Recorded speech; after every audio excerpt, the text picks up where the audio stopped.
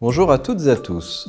Aujourd'hui, dans Un jour une question, abordons un sujet crucial pour les ventes immobilières. Est-il légal d'exiger qu'un acquéreur justifie de 2 refus de prêt pour invoquer une condition suspensive? Prenons un exemple concret. Monsieur X signe un compromis de vente pour l'achat d'un appartement. Ce contrat inclut une condition suspensive d'obtention de prêt, stipulant que si Monsieur X ne peut obtenir le financement, la vente sera annulée. Cependant, une clause précise qu'il devra fournir la preuve de 2 refus de prêt pour activer cette condition. Monsieur X se demande si cette exigence est légale et s'il est tenu de respecter cette clause. La condition suspensive d'obtention de prêt est un mécanisme courant, conçu pour protéger l'acquéreur.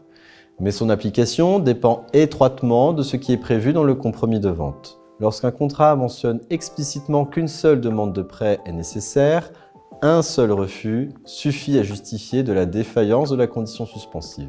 Le vendeur ne peut alors pas exiger un second refus. Dans certains cas, le compromis de vente stipule que l'acquéreur doit solliciter au moins 2 établissements bancaires. Si tel est le cas, il est effectivement obligatoire de fournir 2 refus de prêt pour invoquer la condition suspensive.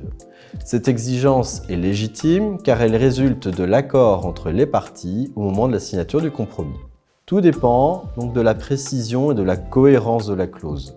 Une contradiction dans la rédaction, comme mentionner une seule demande tout en exigeant 2 refus, pourrait invalider l'obligation de fournir plusieurs refus. Si l'acquéreur ne respecte pas les termes du contrat, par exemple en ne sollicitant qu'une seule banque alors que 2 étaient prévus, cela pourrait être interprété comme un manquement. Cependant, la jurisprudence reconnaît que si l'acquéreur n'a aucune capacité financière pour obtenir un prêt, ce comportement ne sera pas considéré comme étant une faute. En conclusion, pour répondre à la question « Peut-on imposer 2 refus de prêt ?» Oui, mais uniquement si cela est explicitement prévu dans le compromis de vente et non si le contrat n'exige qu'une seule demande de prêt, un seul refus suffira dans ce cas-là. L'acquéreur a donc tout intérêt à lire attentivement les termes du compromis de vente avant de signer. Et pour le vendeur, une rédaction claire et cohérente est essentielle pour éviter les litiges. Cet épisode vous a éclairé? Alors partagez-le et restez connectés pour une nouvelle question du jour. À la semaine prochaine!